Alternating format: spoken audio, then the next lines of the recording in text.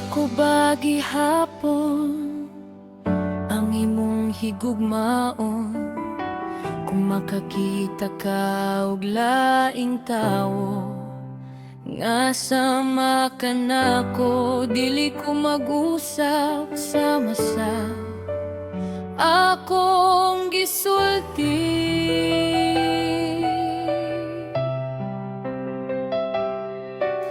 Ang akong gugma para lamang sa usa ka kasing-kasing.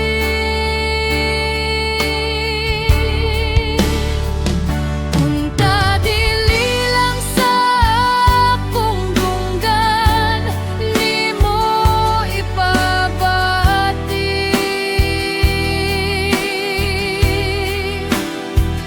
Masaligan mo ka na kay ako, matinud-anon sa gugma.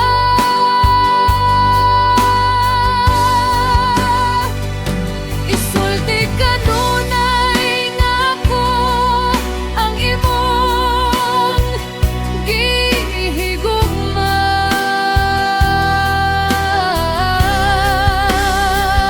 Ug dili lang sa pagkadiyot kundi hangtod sa kahangturan. Dili magbudhi bisan unsa pa man. Kay ang atong mga kasing-kasing usa ra ang gibati.